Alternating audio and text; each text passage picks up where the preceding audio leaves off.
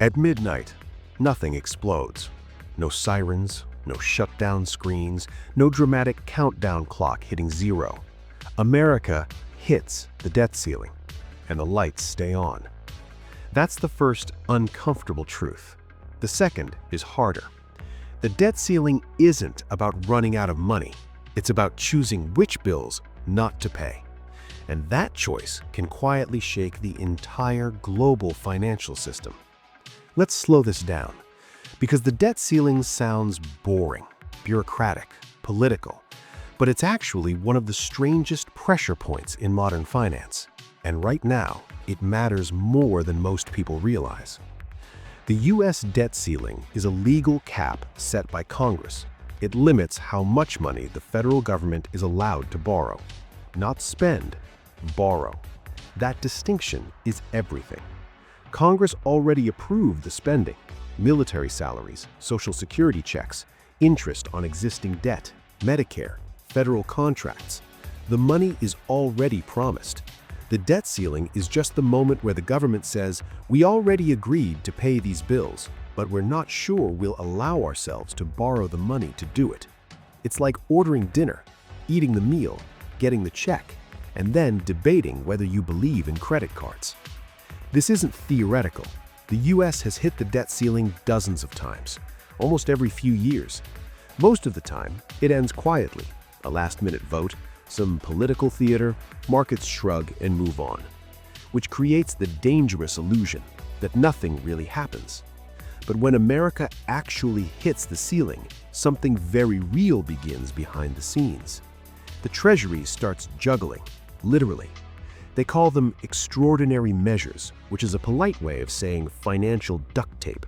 They pause contributions to government retirement funds. They shift money between accounts. They delay internal payments. Imagine moving money between your savings, checking, and retirement account just to keep your rent paid for a few extra weeks. That's what the U.S. government does. These measures can buy time, weeks, sometimes months, but they don't create new money. They just stretch the last dollar. Eventually, the math wins. Every day, the U.S. has bills coming due. Interest payments alone are massive, hundreds of billions of dollars per year. And here's the part most people don't realize. The U.S. does not prioritize all payments equally by default. There's no magic switch that says, pay bondholders first, everyone else later. If the ceiling isn't raised and cash runs out, the Treasury would have to choose who gets paid today and who doesn't. That's not just awkward, that's unprecedented. And this is where the stakes jump, because U.S. Treasury bonds are not just another investment, they are the foundation. Banks hold them, pension funds rely on them, foreign governments store reserves in them. They're used as collateral for trillions of dollars in daily financial transactions. Treasuries are treated as risk-free, not because America is perfect, but because it has never failed to pay, ever. Missing a payment, even briefly, cracks that assumption, not permanently, but visibly, and financial systems are built on assumptions. In 2011, the U.S. came close, very close. The debt ceiling standoff dragged on. Markets got nervous, stock prices fell. Then something remarkable happened. The U.S. didn't default. It paid everything. And still, America lost its AAA credit rating for the first time in history. Not because it couldn't pay, but because it was willing to flirt with not paying. That's how sensitive this system is. A near miss was enough. Now fast forward. Debt levels are much higher. Interest rates are higher. Political divisions are sharper, which means the margin for error is thinner. But here's the irony. The debt ceiling doesn't control spending. It doesn't stop deficits. It doesn't force discipline. All it does is create a recurring crisis after the money is already spent. That's why many economists quietly call it pointless or dangerous, or both. Because when the ceiling is hit, the government isn't deciding whether to spend money. It's deciding whether to break promises.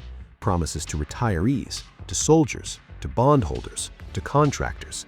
And those promises are interconnected.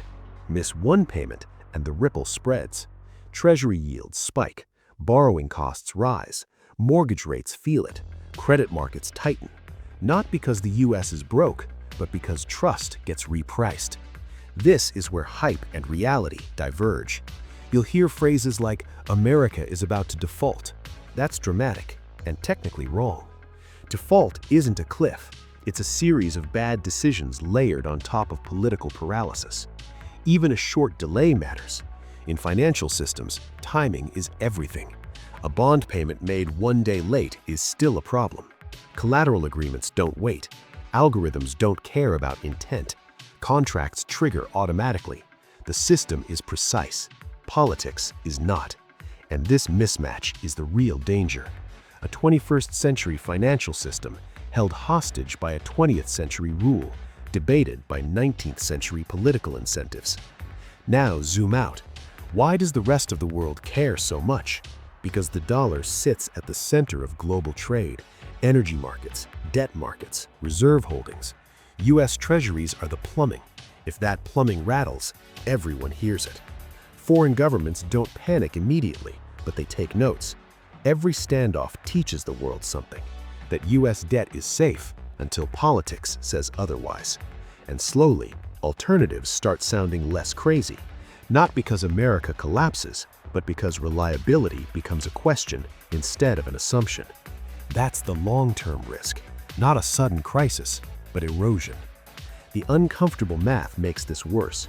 As debt grows and interest costs rise, the ceiling gets hit more often. More standoffs, more brinksmanship, more normalization of risk, which leads to a strange outcome.